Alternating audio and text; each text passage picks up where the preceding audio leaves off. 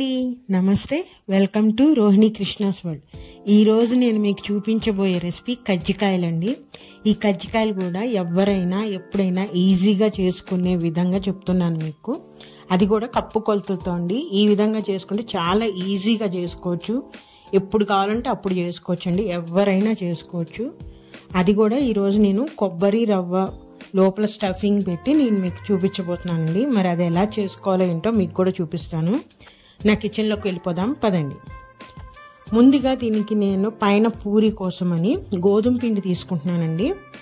మైదా పిండి అంత హెల్తీ కాదు కాబట్టి గోధుమ పిండి తీసుకుంటున్నాను. మీకు ఇష్టమైతే మైదా పిండి కూడా తీసుకోవచ్చు, కానీ నేనైతే ఈరోజు గోధుమ పిండి తీసుకుంటున్నాను. ఆ గోధుమ పిండిలో అది పైన పూరి అనేది క్రిస్పీగా రావడం కోసమని నేను బొంబాయి రవ్వ వేస్తున్నానండి. అలాగే కొంచెం ఒక హాఫ్ స్పూన్ సాల్ట్ వేసేసి ఫస్ట్ దీన్ని మొత్తం ఒకసారి కలిపేసేసుకొని వాటర్ వేసుకుంటూ నెమ్మదిగా చాలా పూరి పిండి కన్నా కూడా గట్టిగా వచ్చేటట్టు కలుపుకోవాలండి. ఈ కజ్జికాయల్లో మెయిన్ ప్రాబ్లం వచ్చేసరికి మనకు పైన ఉండే ఆ పూరి అండి. అది ఎలా ఉంటుందంటే సాగుతున్నట్టు కానీ లేకపోతే గట్టిగా కానీ ఉంటుంది. అలా కాకుండా ఇప్పుడు నేను చూపించే మిశ్రమంతో కనుక చేసుకుంటే చాలా క్రిస్పీగా కరకరలాడుతూ ఉంటుందండి. ఈ విధంగా మనము పూరి పిండి కన్నా కూడా గట్టిగా కలుపుకోవాలి. కలిపేసుకొని ఒక్క 2 నిమిషాలు మర్దన చేసుకుని కొంచెం ఆయిల్ వేసేసుకోవాలండి. పైన ఆయిల్ వేసేసి అది ఆ పిండి అంతా ఆయిల్ పట్టేటట్టు బాగా కలిపేసుకోవాలండి. ఇలా కలిపేసుకున్న పిండిని మనం మూత పెట్టేసేసి పక్కన పెట్టేసుకోవాలి.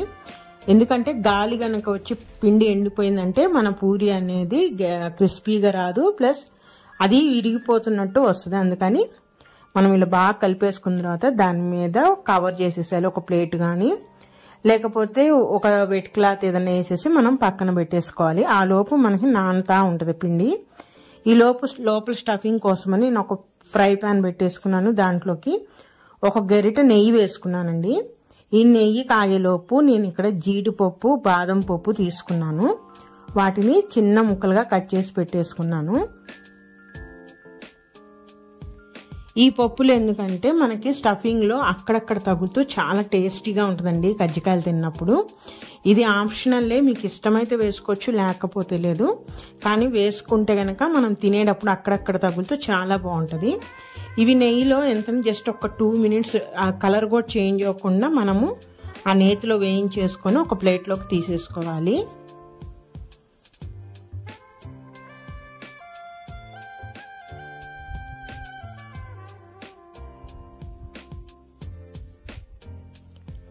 ఈ విధంగా పప్పులన్నీ ఒక ప్లేట్లోకి తీసుకోవచ్చు. దీంట్లోనే కిస్మిస్ యాడ్ చేసుకోవచ్చు మీకు ఇష్టమైతే. మాకు అసలు కిస్మిస్ ఇష్టం ఉండదండి, అందుకని నేను వేయలేదు. ఇప్పుడు అదే ప్యాన్లో అదే నెయ్యిలో ఇప్పుడు నేను ఇక్కడ రవ్వ తీసుకుంటున్నానండి. కొలతలు అని చెప్పా కానీ నేను ఇప్పుడు మీకు చూపిస్తున్న ఈ కప్పుతో నేను అన్ని కొలతలు చెప్తున్నాను. ఈ కప్పులో సగం కప్పు నేను బొంబాయి రవ్వ తీసుకుంటున్నానండి. అదే ఉప్మా రవ్వ అవి అంటారు కదా, నేను ఆ రవ్వని ఆ కప్పులో సగం మాత్రమే తీసుకున్నాను. హాఫ్ కప్పు బొంబాయి రవ్వ తీసుకొని నేతిలో వేసేసుకొని మనము మీడియం ఫ్లేమ్లో పెట్టుకొని వేయించుకోవాలండి.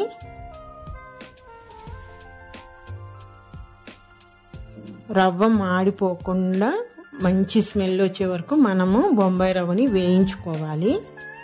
హై ఫ్లేమ్లో పెట్టేయకూడదు, తొందరగా మాడిపోతుంది బొంబాయి రవ్వ. సో సిమ్ నుంచి మీడియం లోపల పెట్టుకొని మనము ఒక 2 మినిట్స్ పాటు బాగా వేయించుకోవాలి.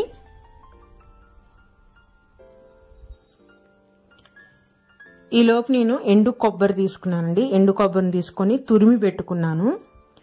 మీరు లేదు ఇష్టమైతే మీకు మిక్సీలో కూడా వేసేసుకోవచ్చు. మిక్సీలో వేసుకుంటే పౌడర్ లాగా వస్తుంది. ఇలా తురుముకుంటే మనకి తినేటప్పుడు ఆ కొబ్బరి టేస్ట్ కూడా బాగా తెలుస్తుందండి. అంటే మనం తినేటప్పుడు పంటి కింద పడతా ఉంటుంది కొబ్బరి అనేది. మిక్సీలో వేసేస్తే ఒక పౌడర్ లాగా వస్తుంది. మీకు ఎలా ఇష్టమైతే అట్లా చేసేసుకోవచ్చు.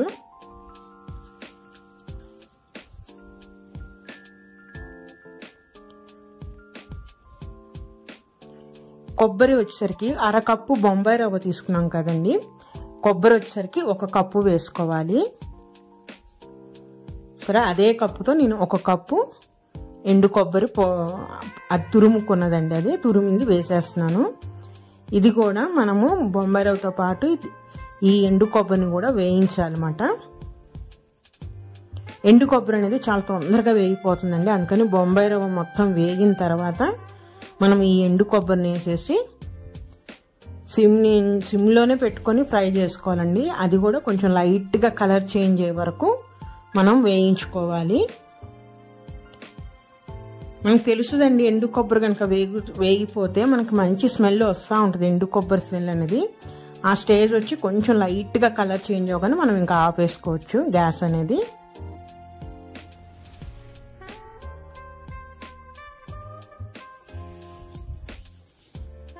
హైలో మటుకి పెట్టకూడదు, తొందరగా మాడిపోతుంది, అసలు టేస్ట్ అంతా పాడైపోతుందండి. చూసారా, ఈ విధంగా లైట్గా కొంచెం కలర్ చేంజ్ అయిపోవాలి. ఇలా స్టవ్ ఆఫ్ చేసేసి ఇప్పుడు దీంట్లోకి నేను పంచదార అండి, బొంబాయి రవ్వ అయితే ఎంతైతే తీసుకున్నానో అంతే పంచదార వేస్తున్నాను. అంటే ఈ కప్పుతో సగం పంచదార వేస్తున్నాను. పంచదార కూడా నేను స్టవ్ ఆపగానే ఆ వేడిలోనే వేసేస్తున్నాను మిశ్రమంలో. ఈ విధంగా వేయటం వల్ల ఏంటంటే ఆ పంచదార అనేది బాగా దాంట్లోకి కరిగి సెట్ అయిపోతుందండి. అలానే యాలకులు కూడా నేను ఒక 4 తీసుకొని దంచేసుకొని అది కూడా కలిపేస్తున్నాను. లేదు మీకు ఇలా ఇష్టం లేకపోతే పూర్తిగా చల్లారిపోయిన తర్వాత రవ్వ కొబ్బరి మిశ్రమం దానిలోకి ఈ పంచదారని మిక్సీ జార్లో తీసుకొని దాంట్లోనే యాలకులు కూడా వేసేసుకొని పౌడర్లా చేసేసుకొని కలుపుకోవాలండి. అలా పౌడర్ కనుక వేసుకునేటట్టయితే ఈ కొబ్బరి మిశ్రమం అనేది బాగా చల్లారిపోవాలి. చల్లారిపోయిన తర్వాత మాత్రమే పౌడర్ వేసుకోవాలి. లేదు ఇప్పుడు నేను ఇందాక చూపించినట్టు వేస్తే మనం వేడి మీద గుండగానే వేస్తే పంచదార అనేది ఆ వేడికి కరిగి బాగా సెట్ అవుతుంది. అలానే దానిలోకి ఆ జీడిపప్పులు బాదం పప్పు ఇందాక వేయించాం కదా అది కూడా వేసేసి కలిపేస్తున్నాను మొత్తము.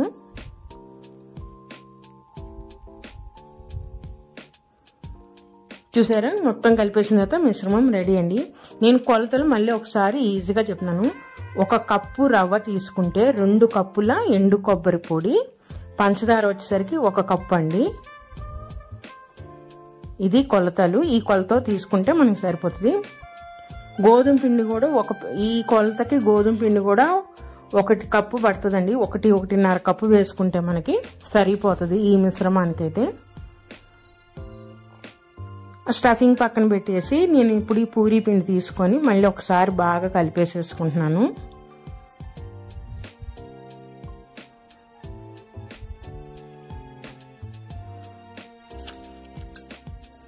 కలిపేసేసుకొని మనం చిన్న చిన్న పూరీ సైజ్ తీసేసుకోవాలండి. ఫస్ట్ ఉండలు రెడీ చేసి పెట్టేసుకుంటున్నాను నేను.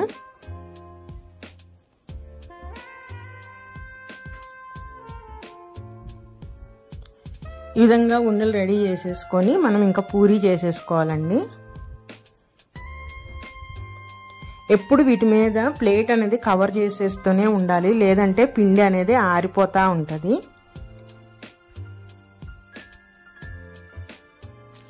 ఇవి వచ్చేసి కజ్జికాయల గిద్దలు అంటారు కదండి, అది కజ్జికాయలు చేయటానికి దీంతోనే కజ్జికాయలు తయారు చేస్తాం కదా. నేను ఇవి తీసేసుకొని మార్నింగే శుభ్రంగా క్లీన్ చేసేసి మొత్తం తుడిచేసి ఎండబెట్టేసి రెడీగా పెట్టుకున్నాను. ఇప్పుడు పూరీ పిండి తీసుకొని మందంగా లేకుండా ఇటు పల్చగా లేకుండా చక్కగా ఒత్తుకోవాలండి. అలా చేసిన ఆ పూరీని మనం కజ్జికాయల గిత్త మీద వేయాలి. ఫస్ట్గా పొడి పిండితో నేను వీడియోలో చూపిస్తున్నట్టుగా అంచులంతా పొడి పిండి రాయాలండి. దీనివల్ల పూరి అనేది దానికి అంటుకోకుండా ఉంటుంది. లేదంటే ఆయిల్ కూడా రాయొచ్చు. మనం చేసుకున్న పూరి అనేది కజ్జికాయల ఆ గిద్దకి కరెక్ట్గా సెట్ అయ్యేటట్టుగా పెట్టుకొని ఇప్పుడు మనం చేసుకున్న స్టఫింగ్ అనేది ఆ పూరీలో వేసేసుకోవాలి. స్టఫింగ్ ఎప్పుడు నిండుగా వేసుకుంటేనే బాగుంటుందండి. కాబట్టి దాంట్లో ఎంతవరకు పడితే అంతవరకు, నేనైతే ఒక 2 స్పూన్ల వరకు వేస్తున్నాను. 2 నుంచి 3 స్పూన్లు ఆ పూరీలో పట్టినంత మటుకు అట్లా వేసుకొని నిండుగా వేసుకుంటేనే కజ్జికాయ అనేది తినేటప్పుడు టేస్టీగా ఉంటుంది. ఇలా వేసుకొని అంచులు మొత్తము నేను వాటర్తో కొంచెము తడుపుతున్నానండి అంచులన్నీ, ఎందుకంటే మనం ప్రెస్ చేసినప్పుడు గట్టిగా అతుక్కోవటానికని.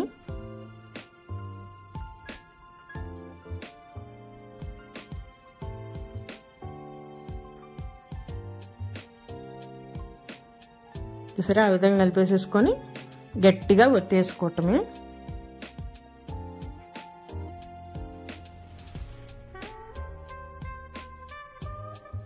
ఒత్తేసుకున్న తర్వాత ఎక్స్ట్రా పిండిని మొత్తం తీసేసేయాలండి. తీసేసి కజ్జికాయల గిద్దెను ఓపెన్ చేసి మనము కజ్జికాయని బయటికి తీసేయటమే. తీసేటప్పుడు కూడా జాగ్రత్తగా తీయాలి. మనం ఎటు పొడి పిండి వేసాం కాబట్టి ఎక్కడ బ్రేక్ అవ్వకుండా అది ఈజీగా వచ్చేస్తుంది. చూసారా ఎంత ఈజీగా వచ్చేస్తుందో. ఇంతేనండి, మన కజ్జికాయ అనేది ఎంత నీట్గా వచ్చిందో చూడండి. మీకు అటు ఇటు వైపు ఆ తోకలు కూడా వద్దనుకుంటే కట్ చేసేసుకోవచ్చు. ఇంకో కజ్జికాయ కూడా చూపిస్తానండి ఎట్లా అనేది. మేమైతే ఈ కజ్జికాయలు ఎక్కువగా సంక్రాంతి అప్పుడు చేసుకుంటా ఉంటామండి. అరిసెలు, లడ్డూలు, కజ్జికాయలు, రవ్వ లడ్డులు ఇట్లా అలానే హాట్ అన్నీ చేస్తాం కదా. రవ్వ లడ్డు చేయనప్పుడు కజ్జికాయలు చేస్తాము. కజ్జికాయలు చేసుకున్నప్పుడు రవ్వ లడ్డు చేయమండి. ఇప్పుడు అప్పుడు దాకా వెయిట్ చేయకుండా ఎప్పుడు కావాలంటే అప్పుడు ఇట్లా కొంచెం కొంచెం క్వాంటిటీతో కూడా చేసుకొని మనము స్వీట్ తినాలనిపించినప్పుడల్లా చేసుకోవచ్చు.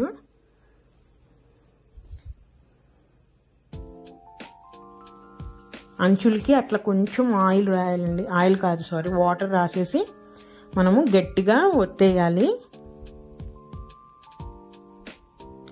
ఎక్స్ట్రా పిండిని తీసేసి మనం కజ్జికాయ ఓపెన్ చేయటమే.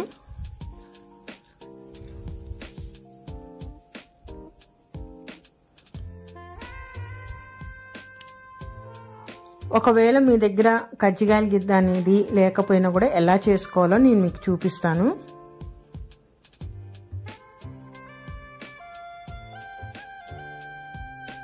మామూలుగా పూరీలా చేసేసుకొని మనము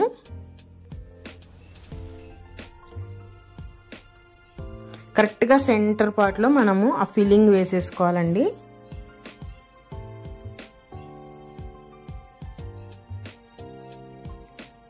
స్టఫింగ్ మొత్తం కూడా ఆ సెంటర్లో వచ్చేటట్టు చూసుకొని పూరి అంచులు మొత్తము వాటర్ రాసుకోవాలి. ఈ విధంగా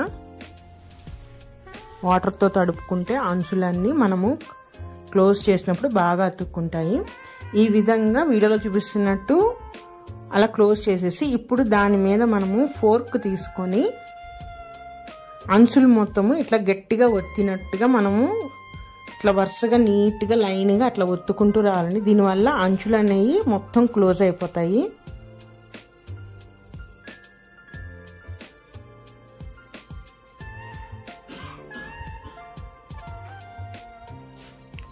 చూసారా ఎంత బాగా క్లోజ్ అయిపోయినాయో, ఎక్కడ ఓపెన్ లేదు. ఒకవేళ ఇది కూడా లేదు మీ దగ్గర, ఇలాంటి స్పూన్ ఉన్నా సరే మనము కజ్జికాయలు చేసుకోవచ్చు. చూసారా ఈ చివరన దీనికి రోలర్ లాగా ఉంటుందండి. దీనితో మనము ఇందాక ఫస్ట్ వాటర్తో తడిపి అంచు క్లోజ్ చేసాం కదా, అలా క్లోజ్ చేసేసి ఈ స్పూన్తో రౌండ్గా కనుక కట్ చేస్తే ఎడ్జెస్ అన్నీ అతుక్కుపోతాయండి. ఆ స్పూన్ కూడా కజ్జికాయలు కట్టరే అంటారు దాన్ని, ఎందుకంటే ఇటువైపు స్పూన్తో స్టఫింగ్ వేసుకోవచ్చు, వెనకాల వీల్తో కట్ చేసుకోవచ్చు మనము. చూసారా నీట్గా వచ్చేసింది కదా. ఈ విధంగా నేను అన్నీ రెడీ చేసేసుకున్నానండి. నాకు మొత్తం ఒక 10 కజ్జికాయల వరకు వచ్చినాయి. ఇప్పుడు ఆయిల్ పెట్టేసేసుకొని ఆయిల్ హీట్ అవ్వగానే మనం ఈ కజ్జికాయలు వేసేసుకోవాలి. ఆయిల్ కూడా హై ఫ్లేమ్లో పెట్టుకోకూడదండి, మీడియం ఫ్లేమ్లో పెట్టుకొని ఆయిల్ని బాగా హీట్ అవ్వనివ్వాలి. హై ఫ్లేమ్లో మటుకి పెట్టుకోకూడదు. హై ఫ్లేమ్లో పెడితే పైన పూరి అనేది మనం హై ఫ్లేమ్లో పెడితే ఇట్లా తొందరగా కలర్ మారిపోతుంది కదా, అలా కాకుండా మీడియం ఫ్లేమ్లో పెట్టుకోవాలి. కానీ ఆయిల్ మటుకి బాగా హీట్లో ఉండాలి.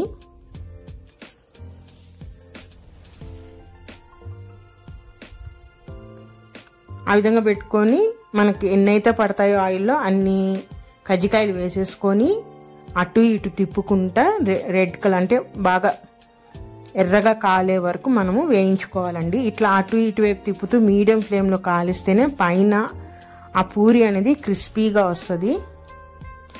అలానే లోపల ఉన్న స్టఫింగ్ కూడా బాగా ఉడికి చాలా టేస్టీగా ఉంటుందండి. తొందరగా అయిపోవాలని మనం మటుకి హై ఫ్లేమ్లో మటుకి పెట్టకూడదు.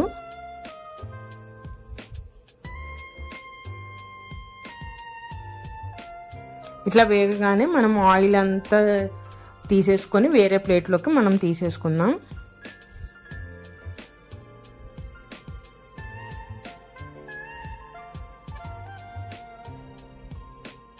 ఫస్ట్ వాయేప్పుడు కొంచెం టైం పడుతుందండి అది వేగటానికి. సెకండ్ వాయి వేసేసేప్పుడు చాలా తొందరగానే అయిపోతుంది, ఎందుకంటే ఆయిల్ అనేది బాగా హీట్ ఎక్కువ ఉంటుంది కదా. ఒకవేళ బాగా హీట్ ఎక్కువైపోయి మనం వేయగానే పూరి కలర్ కనుక చేంజ్ అవుతుంటే మనము ఆ హీట్ని తగ్గించేసుకోవాలండి. 1 నిమిషం పాటు సిమ్లో పెట్టేసుకుంటే హీట్ తగ్గిపోయిద్ది. అప్పుడు మళ్ళీ మీడియం ఫ్లేమ్లోకి పెట్టేసుకొని మళ్ళీ మనం కజ్జికాయల్ని అటు ఇటు తిప్పుతూ వేయించుకోవాలి. చూసారా, ఈ విధంగా ఎర్రగా వచ్చే వరకు వేయించుకోవాలి.